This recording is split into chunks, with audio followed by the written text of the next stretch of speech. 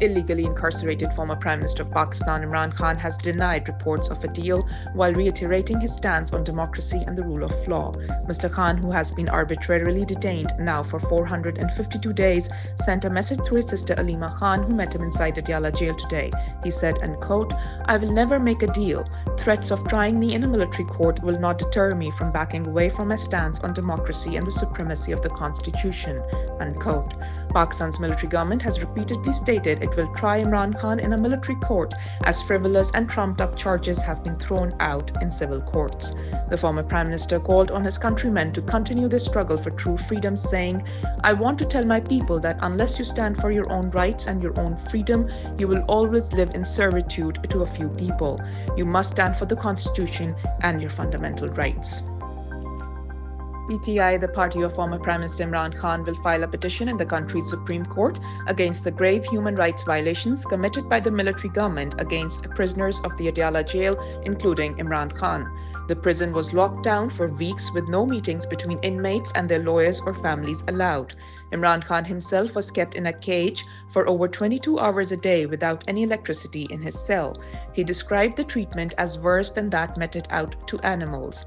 The prison is controlled by military intelligence officials of the Pakistan Army, where prison staff follow their orders instead of the jail manual.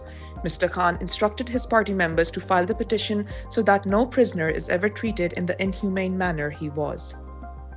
The Chinese ambassador to Pakistan on Tuesday said that the two deadly terror attacks within only 6 months were unacceptable and the Pakistani government should launch a crackdown against all anti-China terrorist groups. Speaking at a seminar, Ambassador Jiang Zedong said that the security was the biggest constraint to the China-Pakistan economic corridor, and without safe and sound environment, nothing can be achieved. He said, and quote, "President Xi cares about Chinese people's security and puts people's lives first. He especially cares about the security of the Chinese people in Pakistan. Every time when he meets with Pakistani leaders, he asks for taking measures to ensure the security of Chinese personnel, institutions, and projects," unquote. Pakistan's security agencies and its military are deeply involved in politics, which have led to massive intelligence failures and an increase in terror attacks.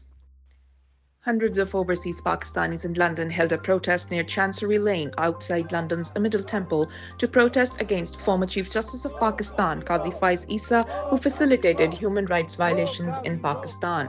PTI supporters and party leaders such as Zulfi Bukhari, Sahibzada Jahangir and Azhar Mashwani addressed the protesters, condemning the former Chief Justice under whose watch grave human rights violations and historic electoral rigging took place.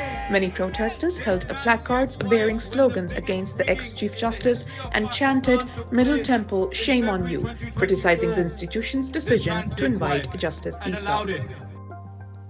Rescuers pulled bodies from the rubble in Beit Lahiya, and dozens of people were missing after the occupational Israeli military bombed a residential building, killing at least 93 people, according to the Palestinian Civil Defense in Gaza. An estimated 40 people were missing under the debris, the civil defense said, after the attack in northern Gaza. The Beit Lahiya municipality said in a statement, and quote, "We declare that the city is a disaster area due to the Israeli war of extermination and siege, and it has no food, water, hospitals, doctors, services, or communications," unquote. Occupational Israeli forces have killed over 43,000 people, many of them women and children, since October 7, 2023.